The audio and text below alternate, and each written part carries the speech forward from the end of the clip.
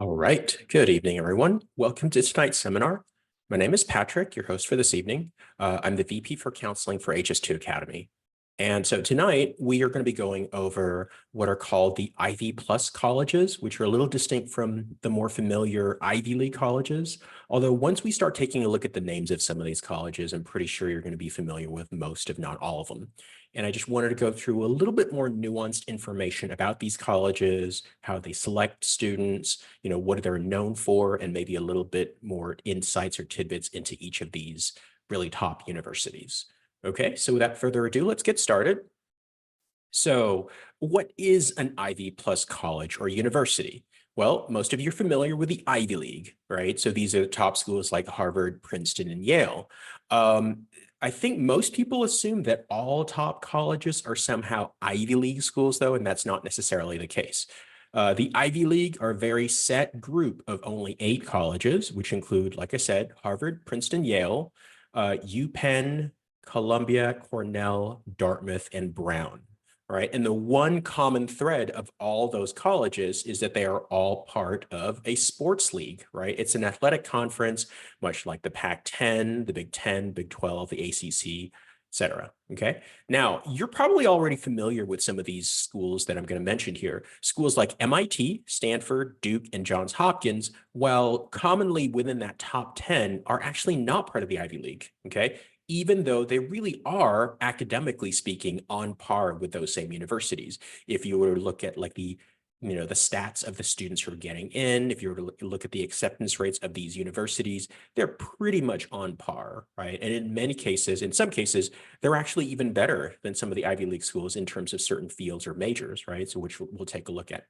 Okay, now there's not a clear-cut definition though in terms of what's an Ivy Plus and what's not. Some will include like the core 7, which is what I'm going to cover today.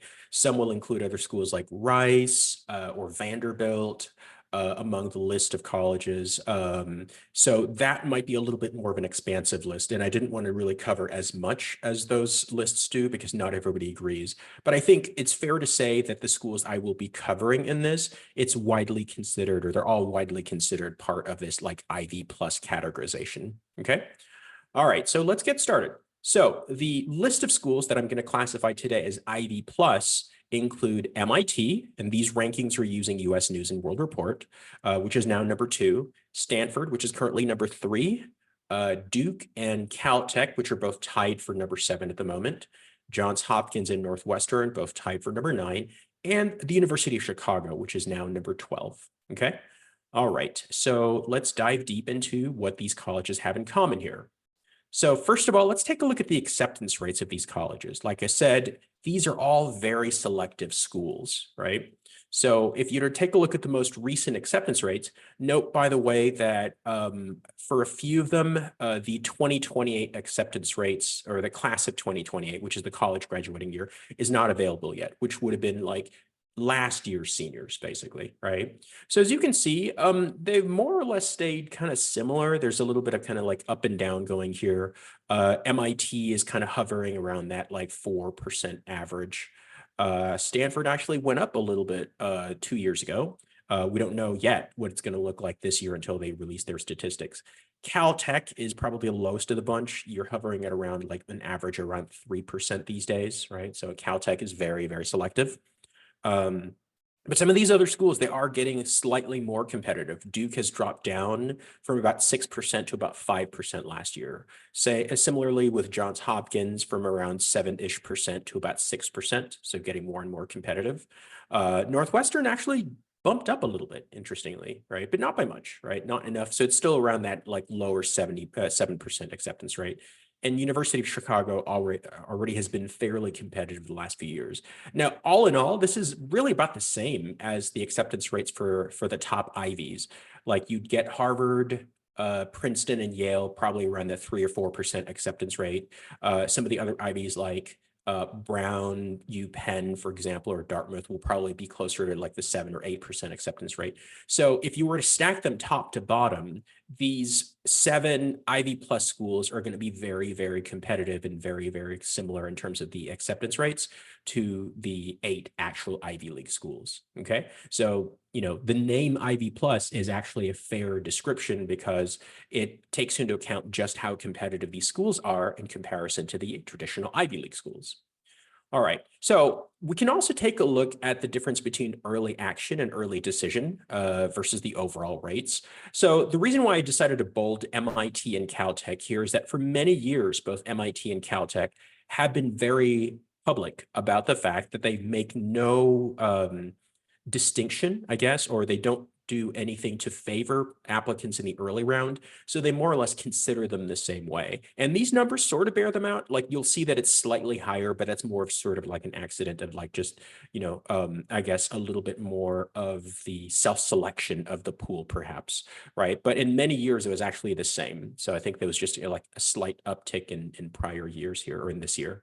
Right. So UChicago is an interesting one because they do have both ED2, ED and ED2, and they also have an EA.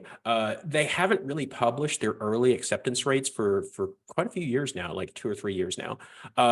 One thing about UChicago, though, that you should note is that they recently added a program where if you attended one of their pre-college summer programs, you're actually allowed to apply to them even before the EA application deadline and get a decision from them within 3 weeks, which is kind of a nice like little twist to it. I'm a little concerned though if that trend becomes more common, because then that would mean that if other colleges do it, it sort of adds a little bit more incentive to do your summer programs at that university. And normally summer pre-colleges are not cheap, especially if they're, from a top university like this. It's going to run into the several thousands kind of like budget for these things. But nonetheless, if UChicago is your dream school, this could be a really good opportunity for you to apply and then hear even before the EAED rounds are due. Okay, so that could be a good opportunity specifically for students who did attend their summer pre-college. Okay, now for other schools, the biggest boost that you're going to see in these schools are from the ones that have early decision, right? So Duke, Johns Hopkins, Northwestern, and UChicago do have early decision. And what you can see here, if you were to compare the rates, Duke, it's more than double. Same thing with Johns Hopkins. And for Northwestern, it's pretty much like triple of the acceptance rate, right? Like I said, we don't know about UChicago, right? But interestingly here, Stanford and Caltech both have something called REA, which stands for Restricted Early Action, which means you can only apply to them for early action. Now, there are a couple of like loophole situations. They do allow you to apply to public universities, and this is going to be the case for all of them. You can apply to public universities for EA with no restriction. And for many of these schools, or for Caltech and Stanford, they do allow you to apply to USC. So USC has a popular EA option that they make you apply EA if you want to be considered for merit scholarships. And so thankfully, both Stanford and Caltech have made it policy that they do allow you to go ahead and apply to, where they allow you to apply simultaneously both themselves and to USC for EA, okay? Just because they don't want to necessarily have someone forfeit their chance to be considered for merit scholarships to USC, okay? All right, so let's move on. So a little bit about the admissions process for these top level Ivy Plus schools. I'll give you an example here of MIT. So MIT uses what's called a committee approach or a committee system, right? So the way they do this is that they will have a couple of senior admissions officers evaluate each file individually. Okay, so unlike other schools, MIT doesn't really sort by region, or they don't give any sort of preferences for things like legacy status, right? So they will largely classify students into 3 main piles, and they're very distinct here, which is almost certainly not, almost certainly yes, and qualified, but we'll see. So the phrasings are kind of interesting for Caltech because they do leave a little bit of like leeway there. It's not like reject, accept, or maybe, right? Which is what some schools might do, okay? Phase 2, additional admissions officers evaluate each student file giving their own ratings. And then it moves on to an admissions committee phase where they discuss each applicant in detail, right? So very similar to what I saw in Harvard when I was there in their grad school admissions office. It's a very democratic process where they really just kind of like have the entire staff evaluate when it comes down to those really crucial final cuts, okay? So once they're done with that, they will then make decisions on whether a student is admitted, denied admission, or either deferred if they're in the early round or waitlisted if it's in the regular round. Okay, just to give you a little bit of a sense in terms of how they approach this process. Okay. Now, so what kind of credentials do you need to be competitive for an Ivy Plus level school? Okay, so of course, the first one is rigorous coursework, right? They expect students to be able to take the most challenging available AP or IB courses or honors courses at their high school. And ideally, I mean, you really want to try to get straight A's as best as possible to be a competitive candidate for those schools. But in general, if you have maybe one, maybe two B's at most, you could still be in the mix. Although, of course, that would put a little bit more pressure on the rest of your application, right, to make up for the fact that you don't necessarily have straight A's. Okay. All right. Now, in some rare cases, there have been students who did get into this caliber of schools with maybe 3, 4, or 5 B's. But oftentimes there's maybe a really compelling story about their personal or family background, or perhaps they have like an overriding talent or ability that the school is interested in terms of recruiting. Okay. As far as the extracurricular profile, top students will often have exceptional accomplishments, such as a high caliber research or publications, school leadership, long track record of school or community service, and accolades in various activities such as sports, music, or other competitive activities, normally at the very least, like the statewide level, preferably in the national or even in some cases, the international level. That's how competitive these schools are. Now, as far as standardized testing, so this has kind of come back in the public conversation because now actually both MIT and Caltech now require SAT or ACT again, which is kind of interesting because MIT did start requiring SAT even as early as like 2 or 3 years ago. But Caltech, since the beginning of the pandemic up to just last year, they were actually the polar opposite. They were like the UC system, the University of California system. They were actually test blind. They didn't even look at the testing. But then they realized all of a sudden that, yeah, you know what, it kind of helps to have these tests to be able to kind of make their decisions in terms of who deserves to get in. So when we're looking at the numbers that you need to be qualified, these universities will often report not an average per se. It's not going to be down the middle an average, what you would find to be like the 50th percentile, but they report it in terms of percentile scores. They report the 25th percentile, which means of the students who got in, this score, the 25th percentile, will represent the bottom 25%, okay? And the 75th percentile will reflect the top 25%, okay? Now, oftentimes, many of the students that we work with at HS2 do happen to be Asian, right? And so it's been a known fact for a long time that Asians do tend to score higher. This is not a stereotype. This is actually a proven fact by statistics by just both College Board and the ACT themselves. So if you are Asian and you're applying to these schools, I would say the quote unquote Asian average will be the 75th percentile scores. So in other words, these are the scores that you want to be competitive. So with the exception of both Caltech and MIT, which are very, very numerically oriented, as you'll note here, which they require pretty much, or they're targeting like a perfect 36, right? All these other schools are looking more at like a 35 to be in the top 25%, okay? Now for SAT scores, I mean, it's pretty similar. You're looking at like a 1560 or 1570 there, right? So across the board, very, very competitive scores. Now, I will note, though, that because the Caltech didn't actually have these reported scores over the last 3 or 4 years, these are using their data back from 2019, 2020, right? Which was the last year that they actually accepted or required the SAT because, starting with COVID, they didn't require it, like I mentioned, okay? All right. So what else can you do? How can you strengthen your profile to make yourself competitive for this level of schools?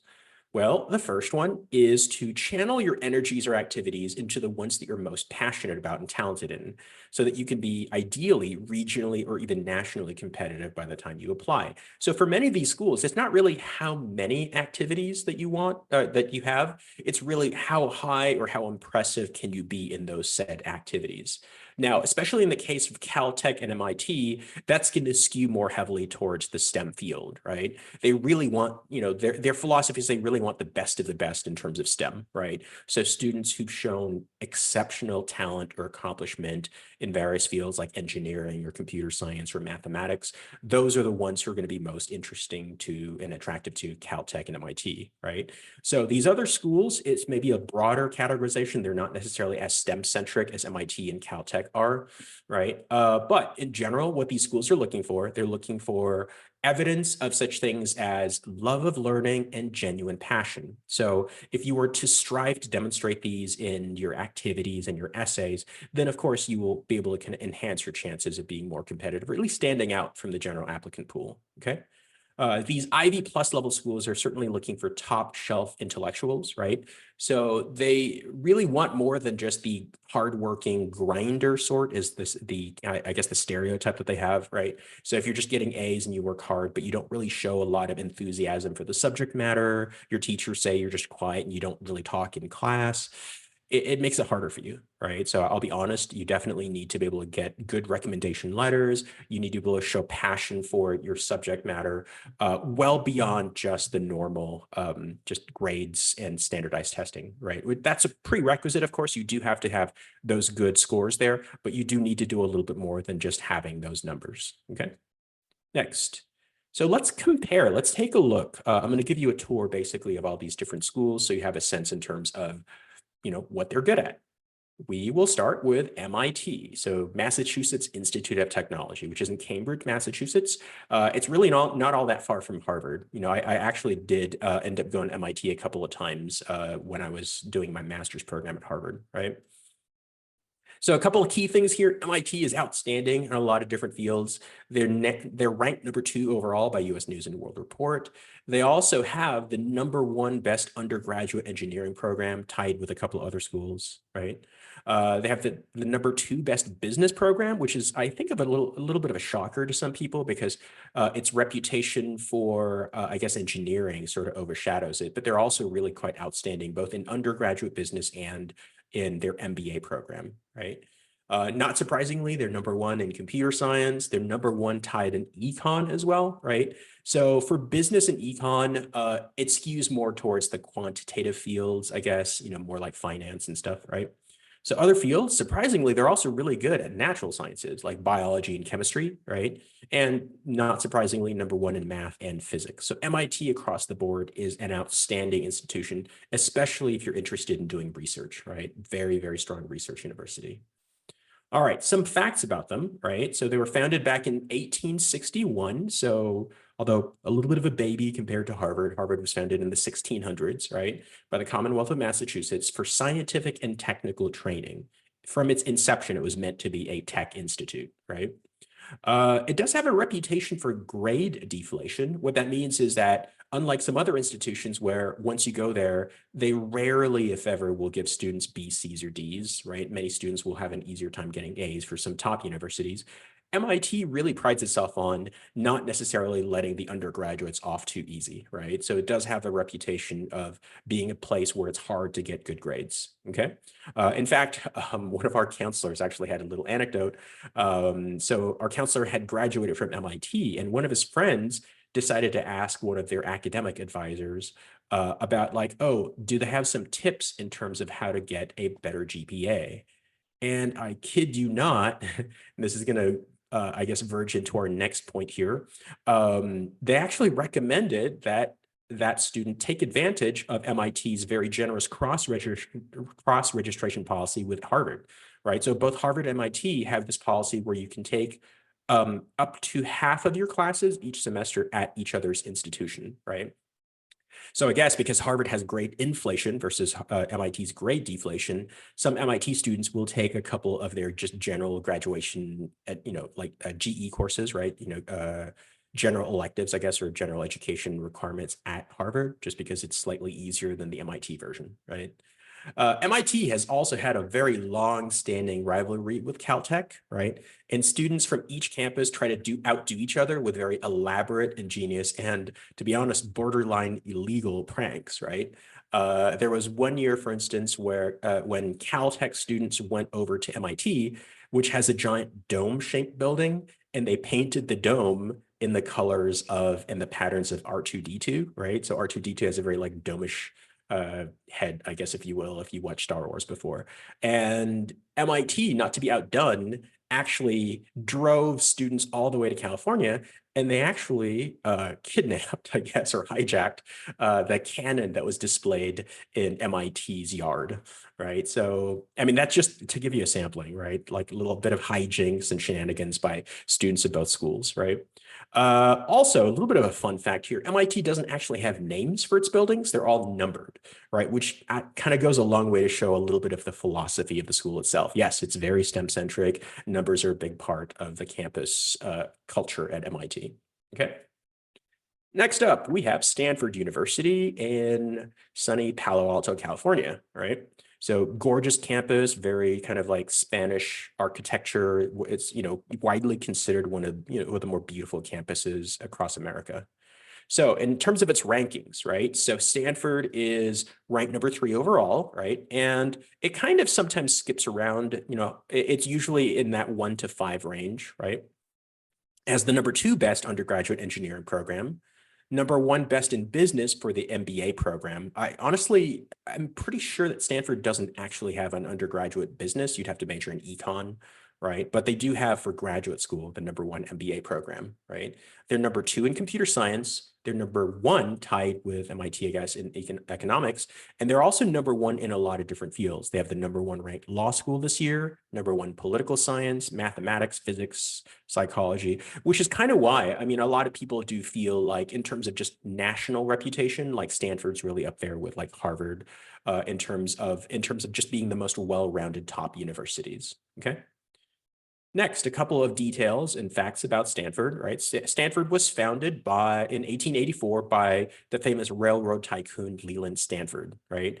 Who, apart from making millions of dollars, with his like railroad business, was also a California senator at the time that he founded Stanford, and also the former governor of California.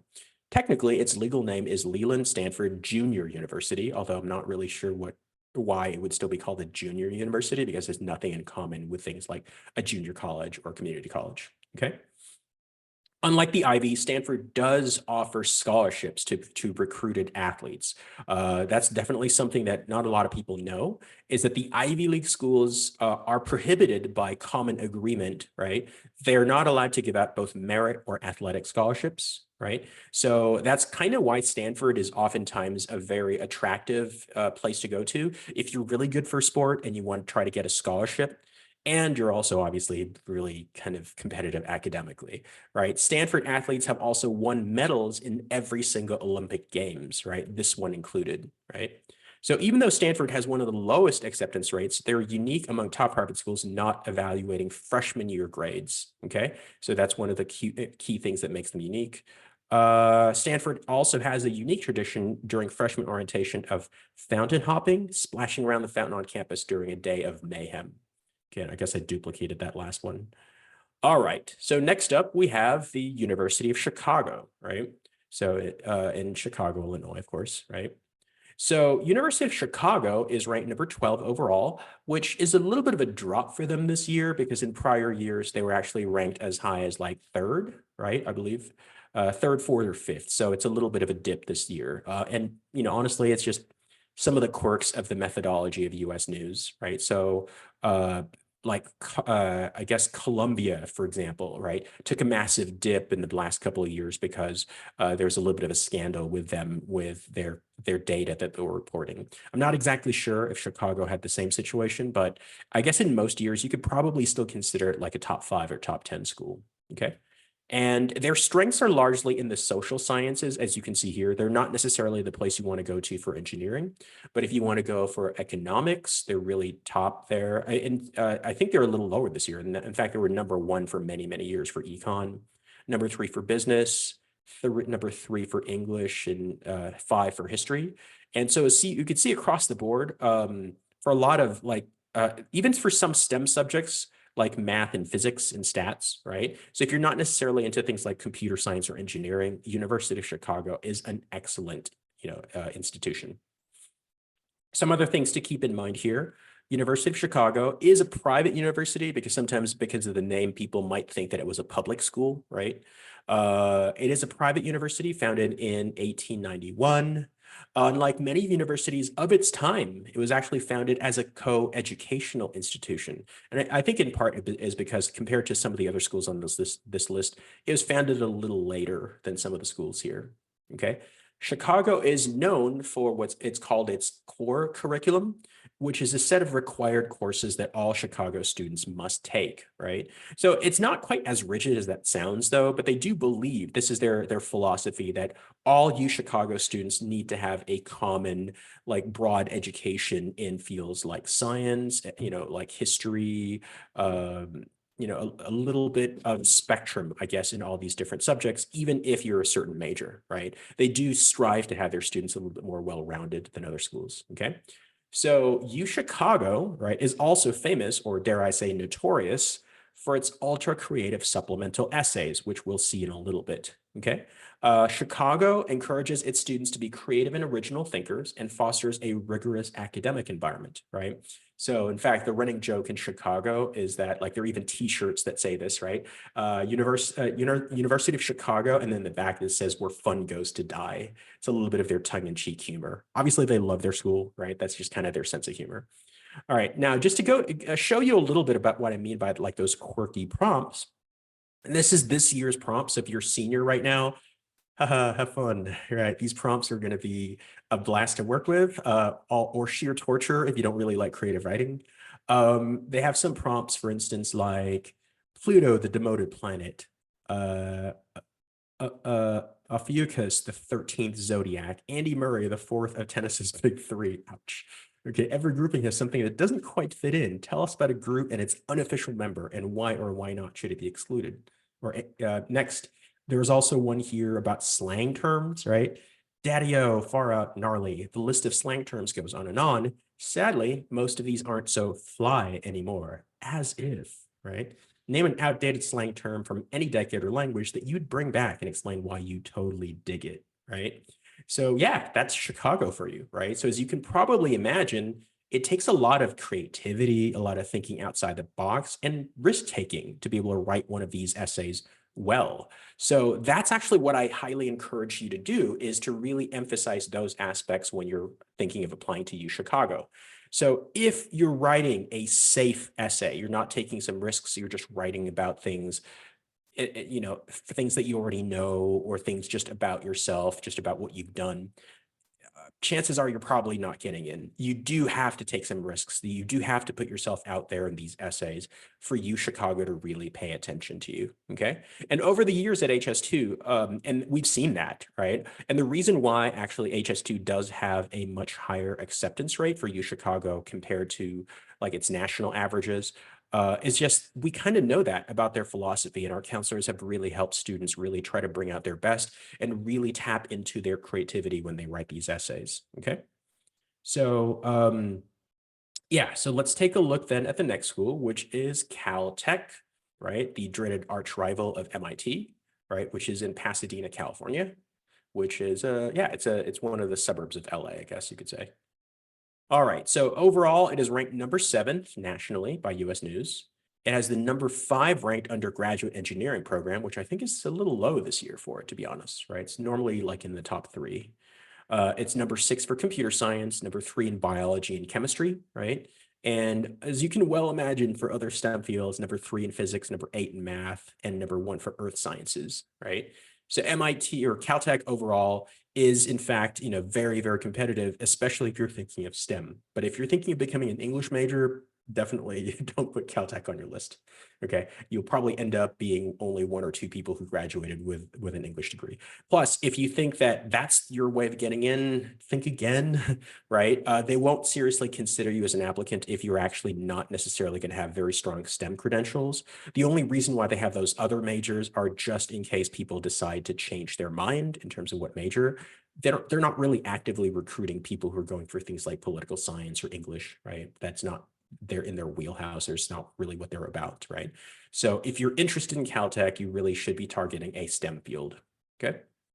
Next up, some bits of information about Caltech. right? So Caltech was initially founded in 1891 under the name Throop University. I think it's actually pronounced Troop, like troop of soldiers. But it changed it to Troop College of Technology in 1913. And then eventually its name that it's most known for now, Caltech, in 1920. Caltech also founded the Jet Propulsion Laboratory, or JPL, in Pasadena, which provides internships for students interested in the aerospace industry. So if anybody knows anything about NASA or the space program, JPL was oftentimes in the conversation in terms of creating those massive rockets. They are the ones that devise all the, just like state-of-the-art cutting-edge types of propulsion that are now being used by companies like SpaceX or organizations like NASA, right? So Caltech, if you don't know, and you've been living under the rock for the last like 10 or 15 years, is also the setting for a really popular TV series called The Big Bang Theory, right? So for younger people, you might be more familiar with the spinoff Young Sheldon, right? And the characters basically are scientists who work at or teach at Caltech, okay?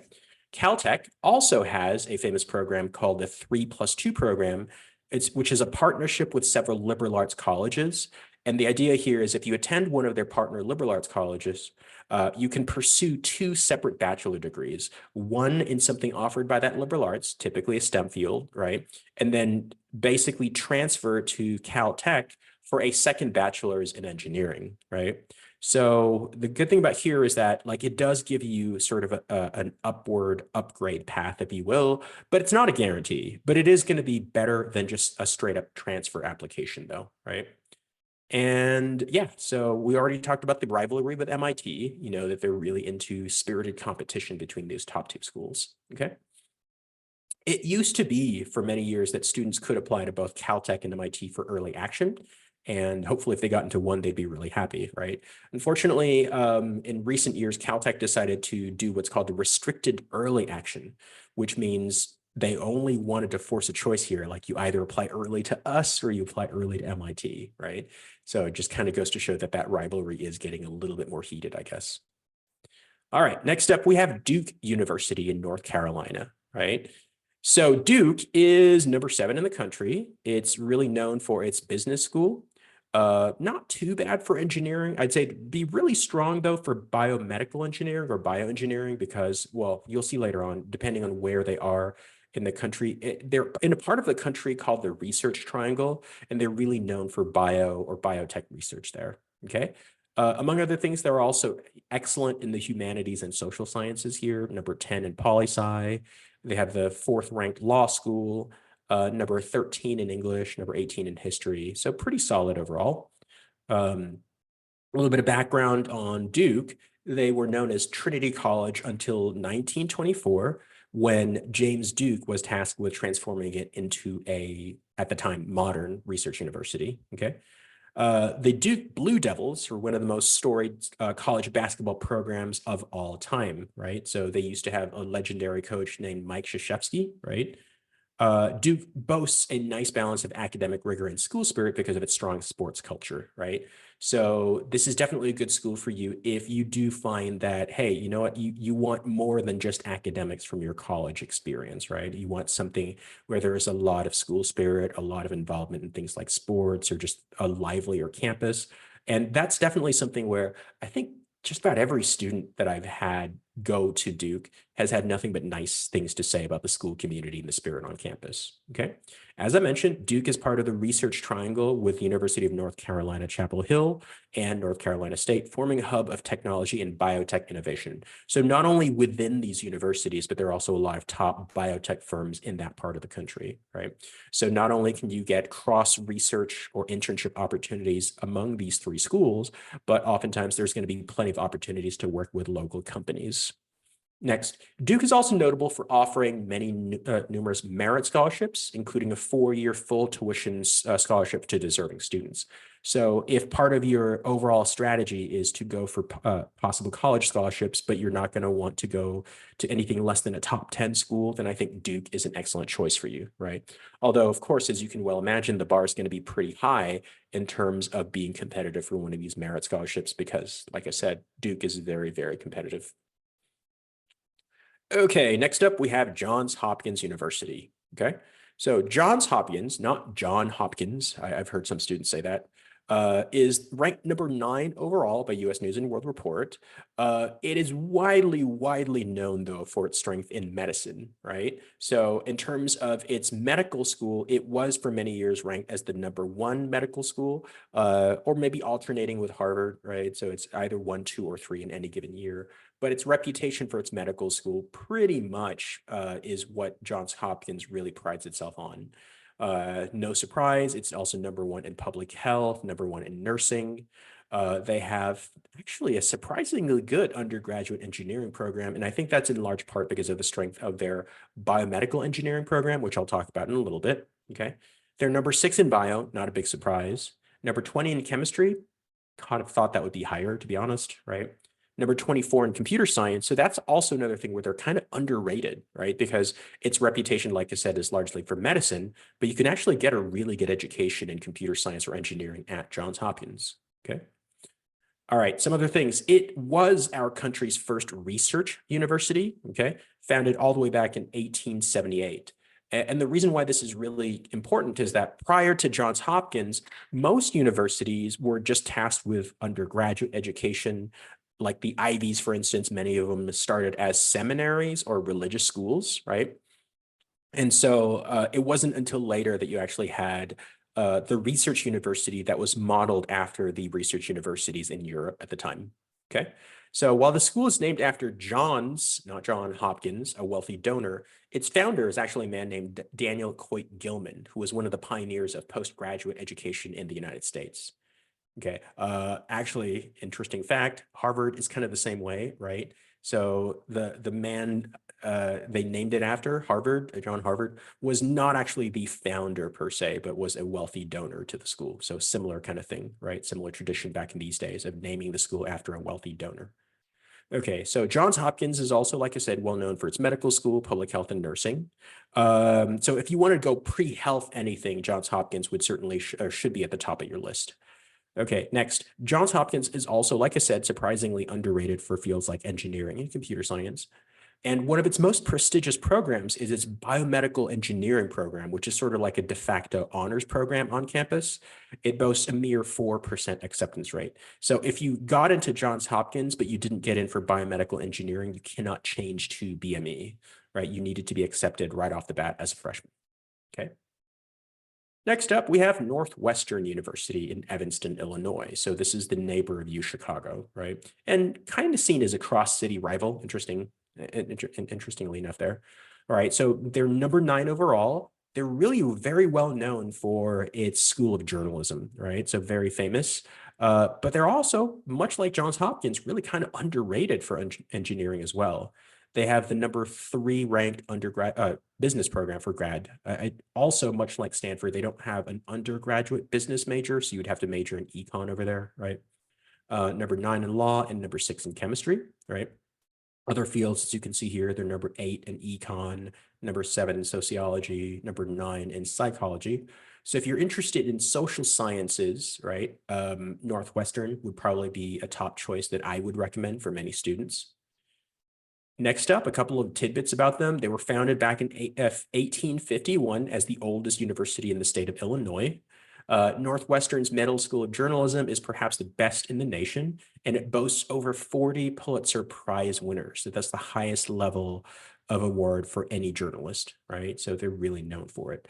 Northwestern is also kind of known for its kind of quirky, unique student culture, which is full of distinct traditions like Dillo Day, which, interestingly enough, was started by transplants from Texas, right? So Northwestern students who came from Texas founded Dillo Day, Dillo being short for armadillo, right? So it's a common animal in Texas, right? And a tradition called painting the rock, and I'll show you some examples of the whole rock thing, right? So basically, the rock is a famous landmark in Northwestern, and it's typically painted over by students, okay, to host messages and events for all to see. Okay. Oh, and before I forget, a little fun fact, Northwestern actually hosted the first ever NCAA Division I basketball game, right? So kind of like Duke, they're a little bit more of like that balance between a little bit sporty, kind of, they have a decent football team, decent basketball team, but they're also really top notch academically. So if you wanted a little bit more of that well-rounded student flavor, student athlete kind of vibe, this is definitely a good school for you. Okay, so here's some examples, right, of how people paint the rock in various sort of like, messages or things that they want to be able to kind of like advocate for at any given time during campus. So students are free to go ahead and kind of like paint it, but I think they need to get approval for what they need to paint it. You don't just kind of randomly go in there and paint it, because then, it might conflict with what other people have. All right, so we're getting close here to, well, I know we still have about 10 more minutes. So I do want to talk a little bit about like some nuanced things about how these Ivy Plus schools make their decisions, right? So one of the data points I'll be looking at is information about their selection criteria, which can be found using what's called their common data sets, right? So there's a wealth of information here that we can use to compare. So by the way, this is kind of going to look a little, I guess, overwhelming at first, but if you see VI here, that says that each of these categories that you have here, they consider it very important. Okay, I for important, C for it's considered, and then NC for it's simply not considered by the school. Okay, so unfortunately, University of Chicago has not been releasing their common data sets, right? So it's not something that, or at least they're not releasing it to the public. They do issue it to the government, which is a requirement for them, right? All right, so let's see if we can kind of pin down a couple of trends here in terms of how these colleges make their decisions. All right, so first and foremost, let's take a look at MIT. As you can see here, it's one of the few schools here that actually considers their interview a very important part of the process, right? So that's a key thing to look out for. MIT is really big on trying to find out a little bit more about their students, and that's why character and personal qualities are also very important. As you can well imagine, they do want people who are brilliant in these fields, but they also do want people who can be articulate, can be passionate and ambitious, right? Interestingly enough, both MIT and Caltech, when they ask for recommendation letters, have it as a set requirement that they want one teacher to be a STEM teacher and another one from a non-STEM category. So it goes to show a little bit of their philosophy that they do want a little bit of balance, right? You cannot just be someone who's really good at math, but fails at everything else, right? You do need to have a little bit of balance to be able to get into these top schools and not just be too one-dimensional. Okay, next up, you'll note that Caltech in many ways is kind of like the antithesis, right? They are a rival school. So whereas MIT really prioritizes the interview, for Caltech, they don't even do an interview at all, right? Much like Johns Hopkins and Northwestern. And I looked it up, University of Chicago also does not do an interview, right? So more than half of these schools don't even look at the interview at all, right? And I think that changed, though, in recent years because of COVID, right? COVID made it a little bit harder for alumni interviewers to get around and interview people. And yeah, sure, they could have used Zoom or whatever, FaceTime, but I guess it was just logistically too difficult, and they just decided not to have it as a part of their selection criteria. Now, Caltech is also very, very known for saying like, hey, we don't really pick people based on like set, I guess, relationships or set affiliation. They don't care about your religion. They don't care what state you live in. They don't care about like geographical preferences or distribution or diversity there. And they don't really do the whole legacy alumni relation thing. So for Caltech, they just want the best and the brightest STEM students, right? That's their main criteria there. Okay. Some other things to note here is that both Duke and Northwestern, unlike their other peer institutions, actually do consider the student's level of interest. Okay, an interesting feature here. And that's not surprising because Duke and Northwestern, among all these colleges, do have essays that explicitly ask students to answer the question of, why are you interested in Duke? Northwestern asks the same thing. Why are you interested in studying in Northwestern? So this is their way of gauging how interested are you in their school. So if you really want to up your chances, it makes sense for you to think strategically about how do you want to articulate why you're interested in the school. If you can do a visit, if you can do an official visit to both Duke and Northwestern, if you're thinking of applying there, especially if you're applying ED, you should really factor that in, right? It's not a major part, mind you. That's why it's considered, but not necessarily important or very important.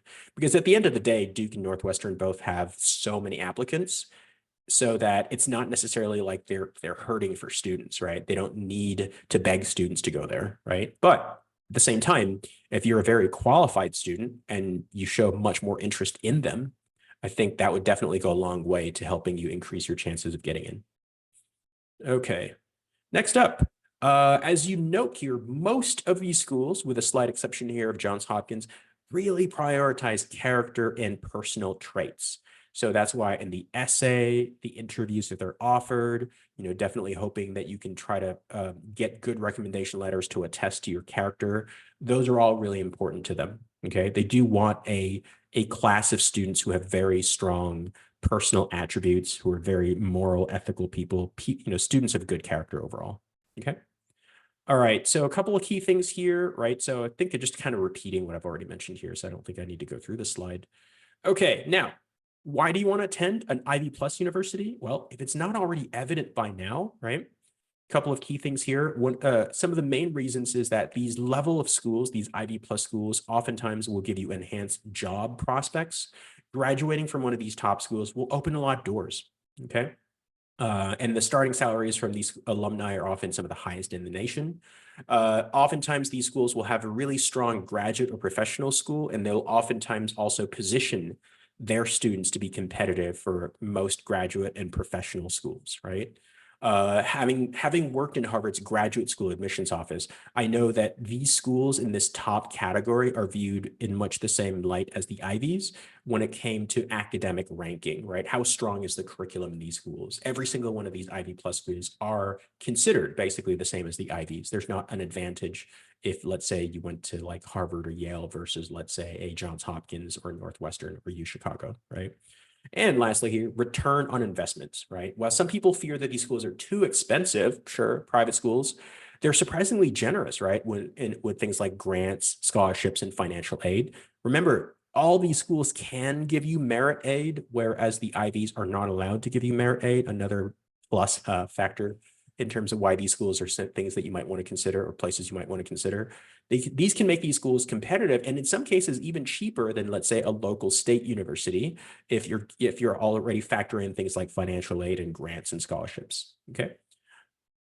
All right, so overall, how can HS2 help you out in this process? Well, for one, HS2 has an outstanding counseling program. We've been doing counseling since 2005, and we have a tried and true method of helping students get into these top schools. Everything is customized to the student's strength, right? So as you can see here, step one is to evaluate achievements, develop individualized strategies. Okay. And we go through these various steps in terms of optimizing school and major selection, helping them enhance their resume and activities, of course, helping them navigate the actual application itself and helping with things like the interview. Of course, it makes sense that like any help for college counseling will include helping work on the essays to make sure that they're the best possible that students will have going into the process. And of course, we also give guidance for things like financial aid and how to be more competitive for scholarships. Overall, we've had a very, very successful class. We've gotten 8 students into Stanford this past year, 9 into Cornell, a couple more of the Ivies here. We even had a couple of students get into Cambridge University in the UK, right, which is a top 2 university in the UK, right? But really, honestly, we're just as proud of all our students who are getting into schools that they didn't even think they really had the chance for, right? So yes, top students will always still be competitive for top schools, but we really pride ourselves in trying to get students to be much more competitive than they thought they were able to otherwise, okay? All right, so that's really the main thing that HS2 prides itself on, is really trying to maximize your success, okay? Next up, we do have a lot of fall offerings. Right now, our SAT and ACT online classes are really popular. We do have amazing, outstanding teachers. Adam, who is our head teacher overall at HS2, is a graduate of Stanford University, right? One of the schools that we mentioned, right? And Dr. Gina Henry, right, has a bachelor's from UPenn and also a PhD in education from the University of Michigan, along with a JD. So she loves collecting degrees. So we have some outstanding teachers at HS2, right, to help our students maximize their success, not just for counseling, but also in terms of their academic subjects as well. Okay, HS2 also has its own in-house nonprofit organization called Compassionate Scholars, where we help students be able to create their own projects without the need for them to have to create their own 501c3 nonprofit, right? So it helps streamline the process and make it easier for the students to just focus on doing what they love best, which is helping out their communities. All right, so with that, I would like to open it up for Q&A. I